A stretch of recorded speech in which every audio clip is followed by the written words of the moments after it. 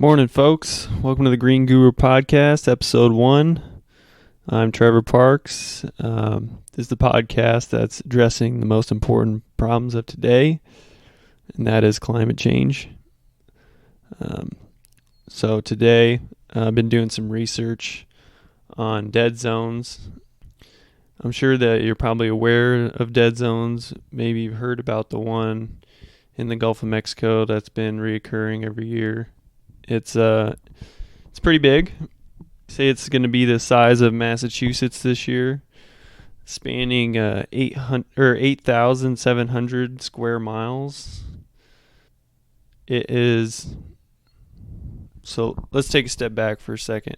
It occurs every summer. A dead zone is caused by algal blooms, and the algae will grow due to like the increased nitrates from pesticides and sewage that is released into the ocean, and the algae, it dies and it depletes the oxygen within the ocean, and so therefore the fish can't live in those areas because they have nothing to breathe.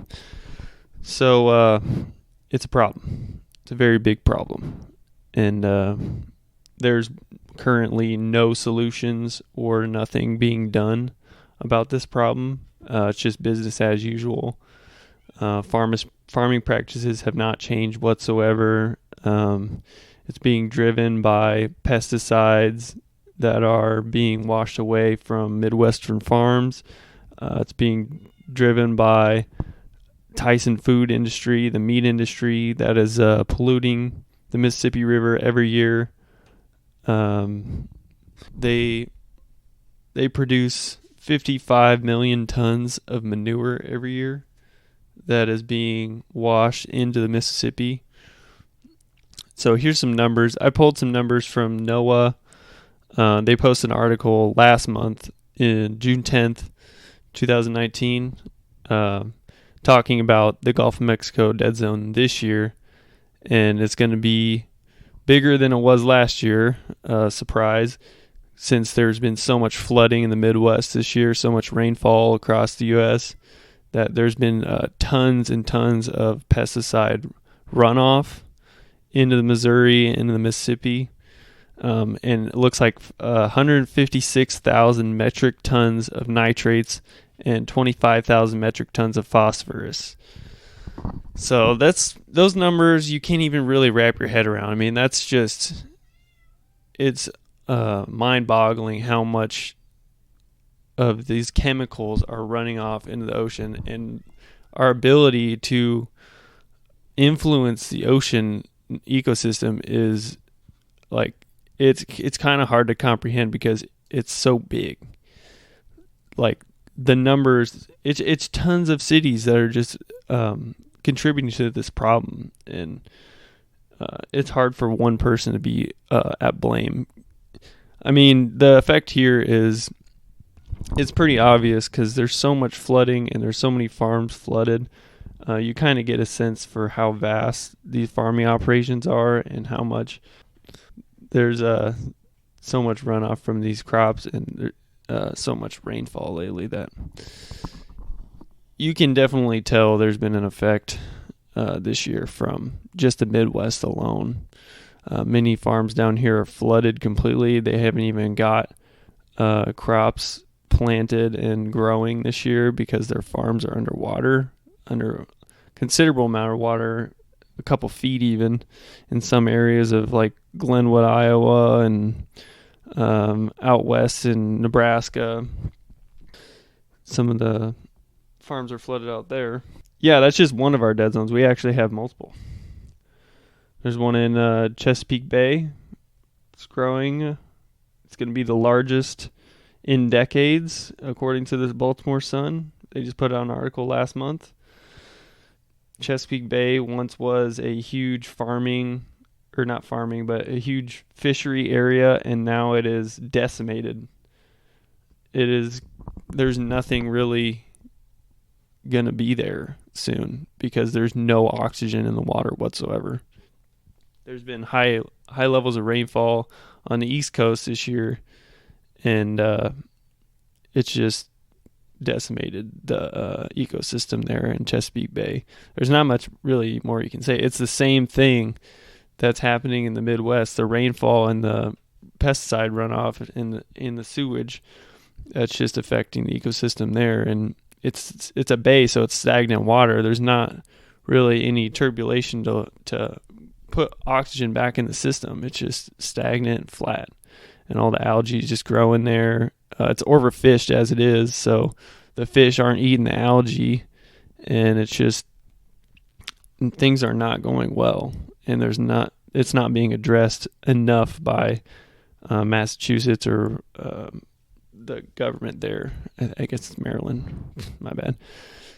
Anyway, so some more research on dead zones. Fairly recent article. I'd never heard of this one, but there is a huge dead zone in the Arabian Sea.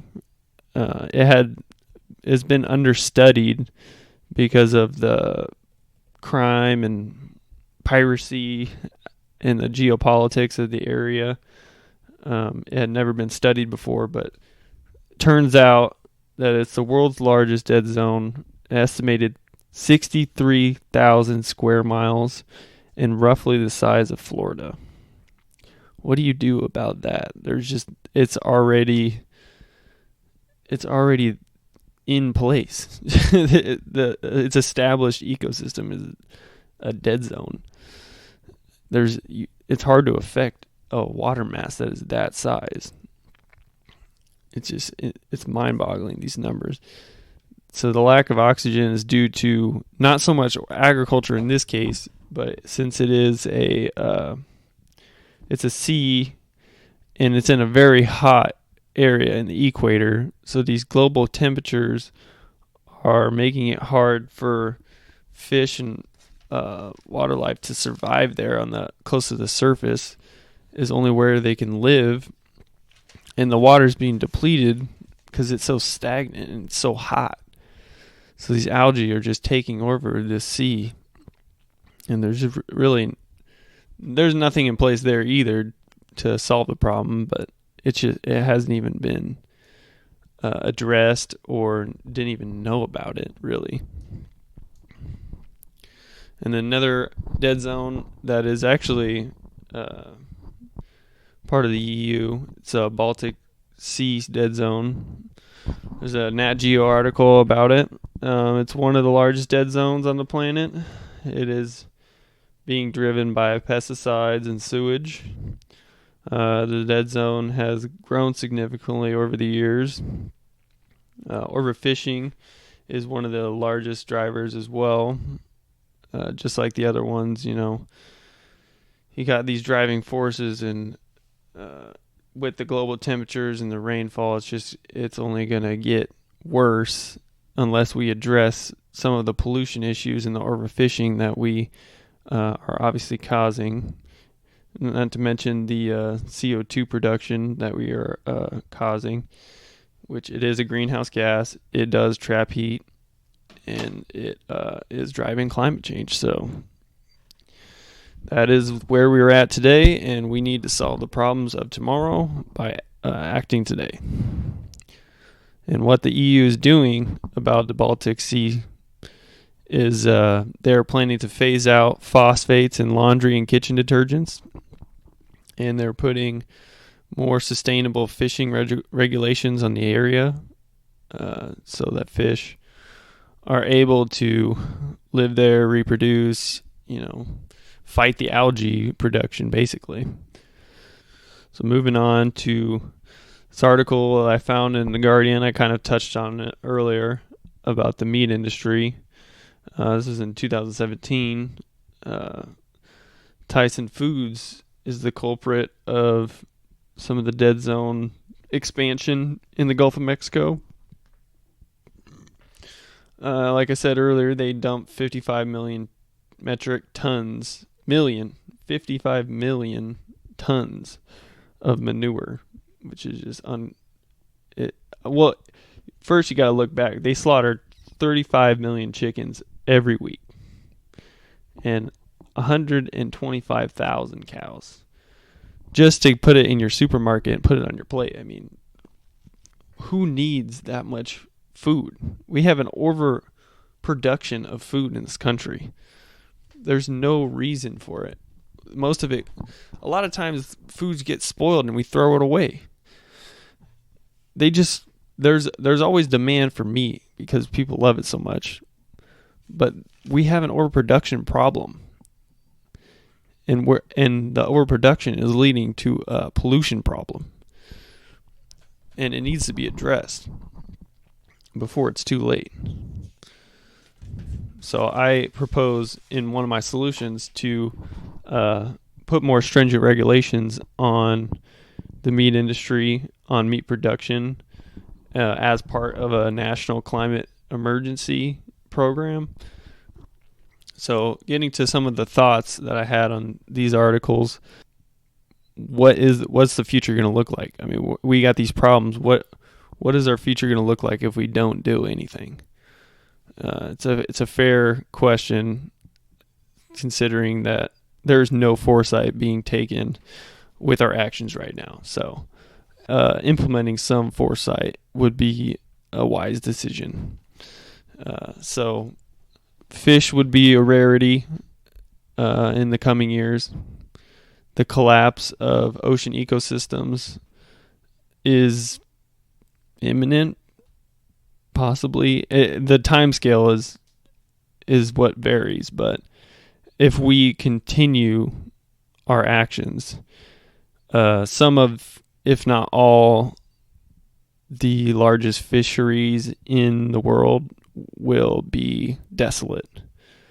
Namely, the Gulf of Mexico will be wiped out. I mean, you can look at the numbers, and over the years, it lost $100 million in revenue just from lost catches alone.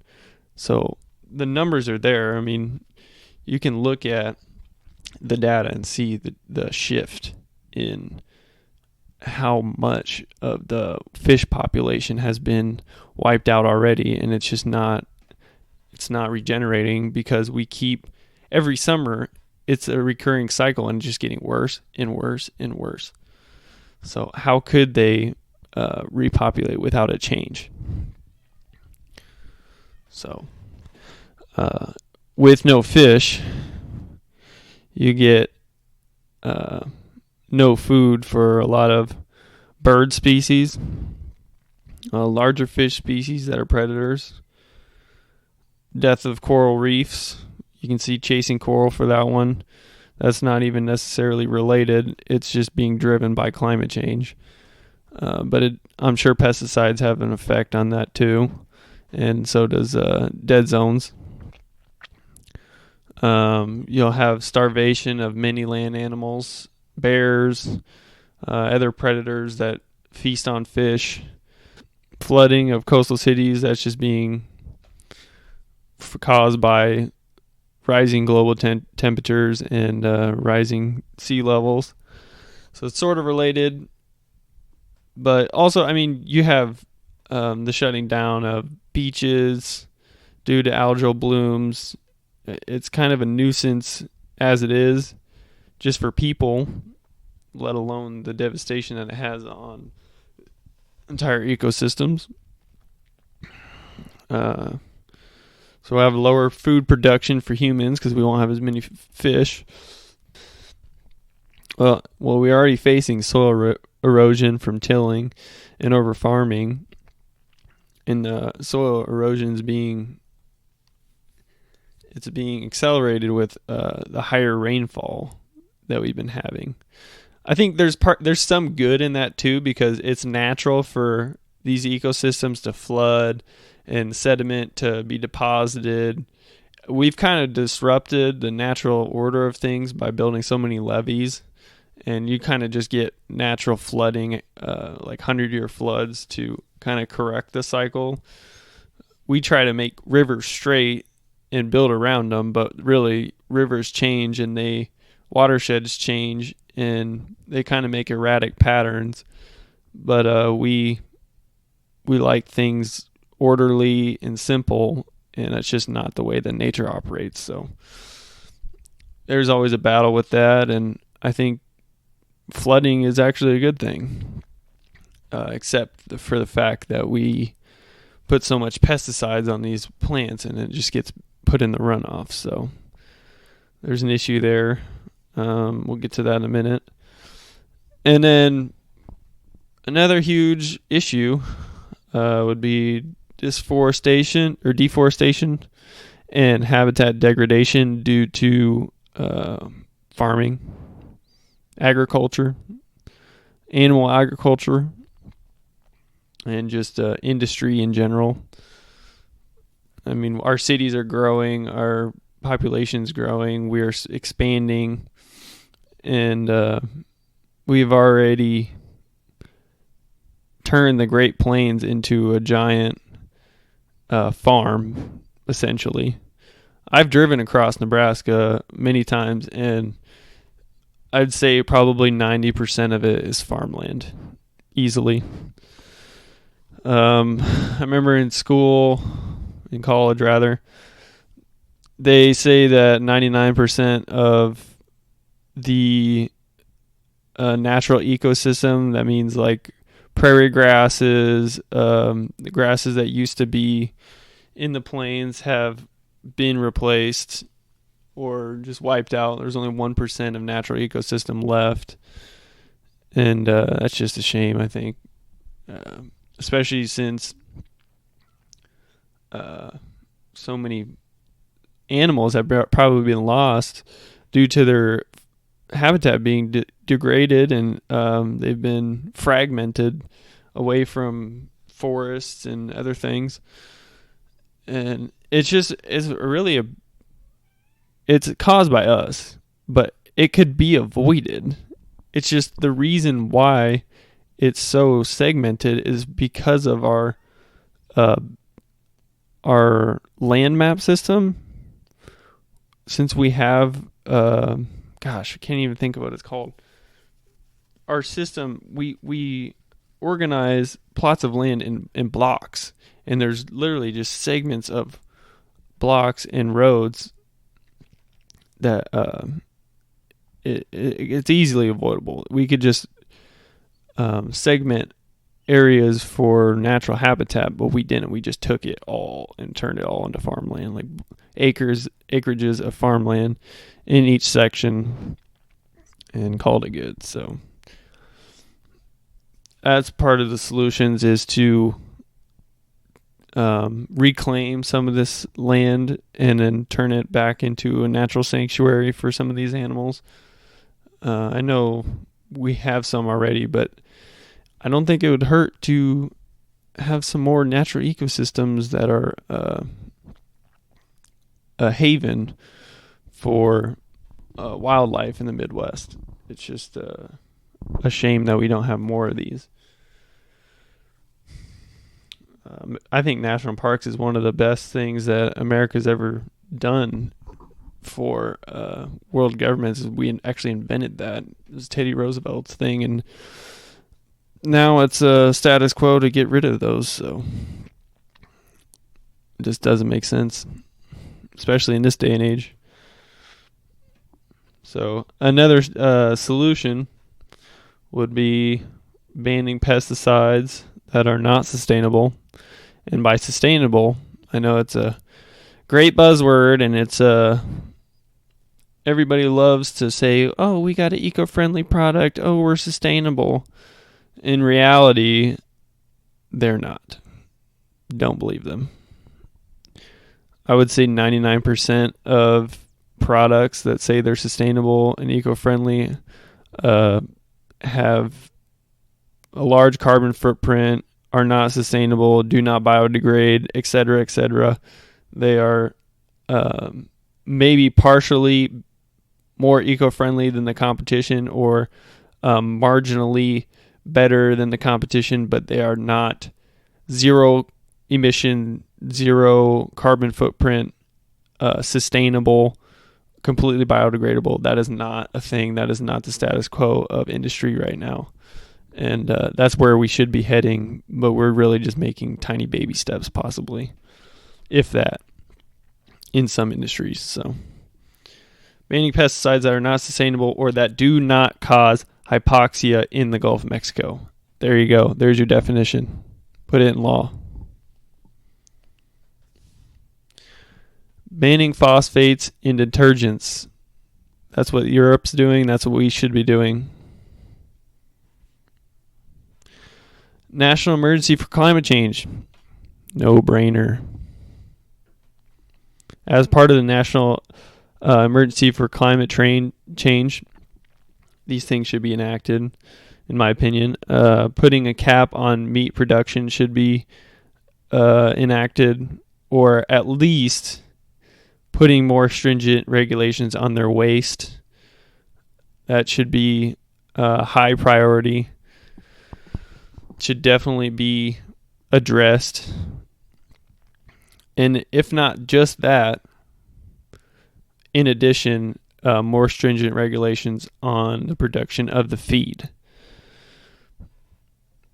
And I don't just mean, I know regulations are tough and they're a great idea in theory, but they're not really that great in practice. But it is important because these corporations, if they go unchecked, they will always do what's in their best interest, which is to expand their profit margins, to expand their production, to always pollute more, to produce more, and there's really no check and balance to keep them from overpolluting the environment. So it's very important that we put a cap on their waste, and it's very important that we put a cap on the production as well, because of animal agriculture's driving force as a deforestation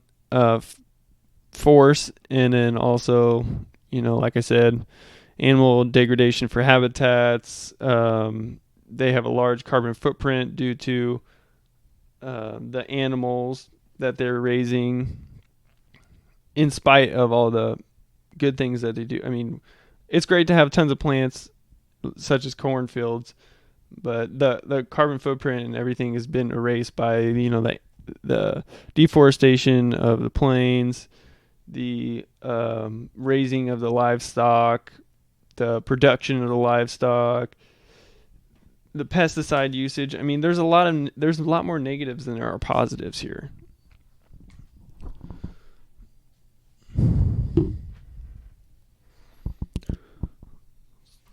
So, and I propose less water-intensive crops and less land usage for farming production. It's kind of going back to what I said earlier with the more stringent regulations on the feed production. I think it's important. We have developed more water or less water-intensive ways of farming, and it's just a matter of implementing them into more farms, especially in the Midwest, because we are spoiled and we have a lot of water at our disposal. But in places like West Texas that they have farms, they have really mastered the art of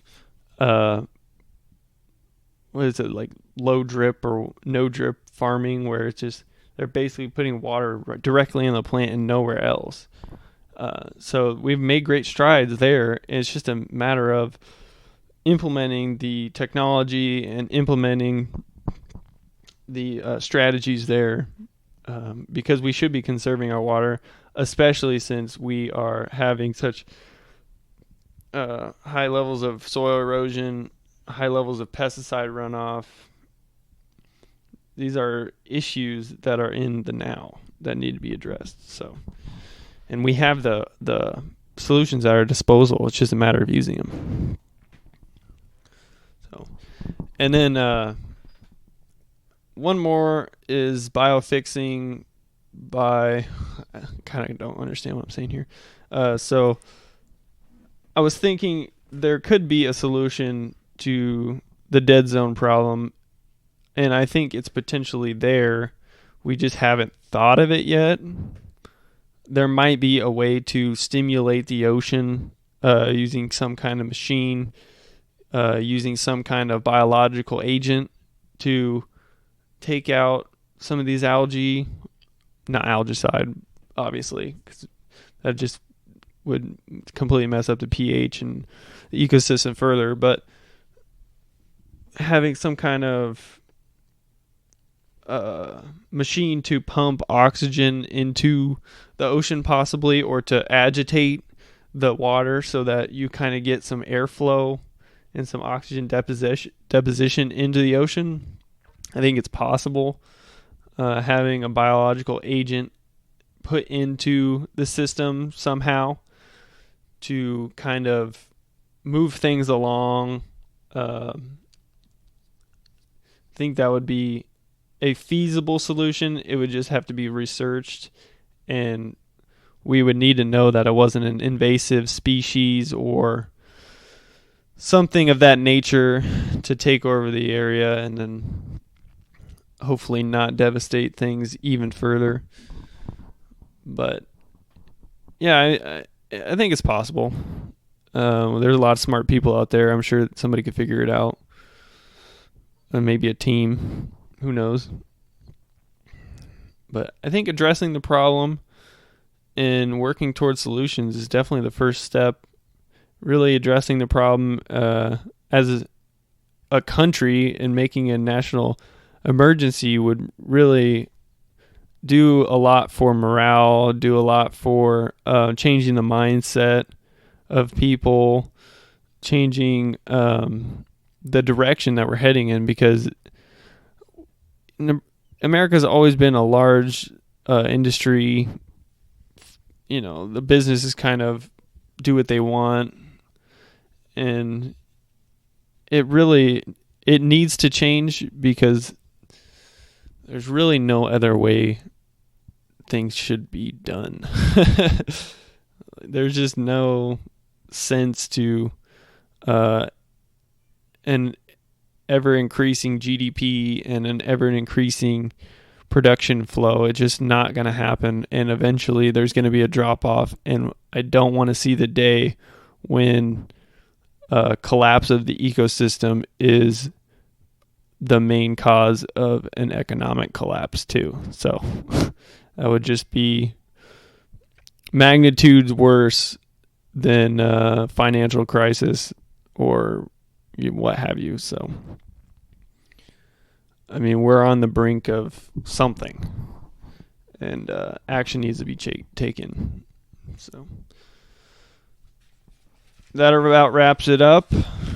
I proposed my solutions. I outlined the problems, and the information's out there. I mean, I told you my sources. I got NOAA is one of them, National Oceanic Atmospheric Association. It's a very reliable source. It's an American source for the Gulf of Mexico info. The Guardian, Nat Geo, and the Baltimore Sun, reputable newspaper. So yeah, signing off. Thank you guys for listening.